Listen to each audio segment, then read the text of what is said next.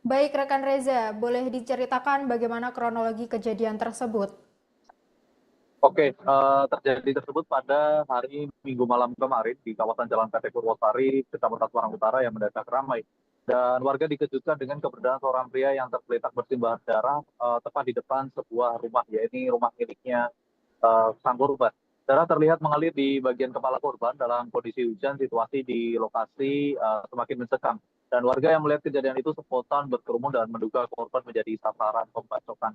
Dari informasi tersebut dengan cepat menyebar dari mulut ke mulut dan juga melalui media sosial. Dan sejumlah warga mengaku khawatir karena kawasan Jalan Petek dikenal rawan keributan terutama pada malam hari. Saat berselang lama ambulan datang ke lokasi, petugas medis langsung memberikan penanganan awal terhadap korban sebelum membawanya ke rumah sakit. Dan foto-foto saat ambulan berada di lokasi juga sempat beredar luas yang semakin menguatkan dugaan awal warga bahwa telah terjadi tindak kekerasan yang menggunakan senjata tajam. Namun setelah dilakukan pengecekan oleh pihak kepolisian, narasi tersebut dipastikan tidak sepenuhnya benar. Seperti itu. Lalu bagaimana dengan kondisi korban saat ini rekan Reza? Oke, untuk kondisi korban saat ini pihak kepolisian memastikan peristiwa di Jalan Pletek ini bukan kasus pembacokan maupun pengeroyokan. Korban diketahui terlibat keributan dengan kakak kandungnya sendiri yang terjadi di dalam rumah. Akibat kejadian tersebut, korban mengalami luka di bagian kepala dan sempat mengalami pendarahan.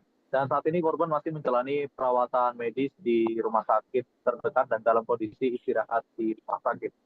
Polisi menyebut korban dan pelaku diduga berada dalam pengaruh minuman keras saat kejadian berlangsung. Dan berdasarkan keterangan dari Agus Arab atau Ketua Tim Elang Semarang, dia mengatakan bahwa keluarga tersebut memang sering cekcok dan juga sering ada bersih tegang antara kakak dan beradik tersebut. Dan hingga kini polisi masih menunggu kondisi korban benar-benar stabil terlebih dahulu sebelum melakukan pendalaman lebih lanjut.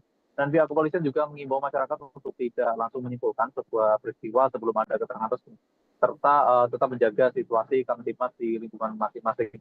Namun untuk kondisi dari sang korban sendiri, uh, luka yang berada di bagian kepala masih saat ini masih dilakukan pendalaman oleh kepolisian. Nanti pastikan apakah terkena senjata tajam atau seperti apa. Seperti itu.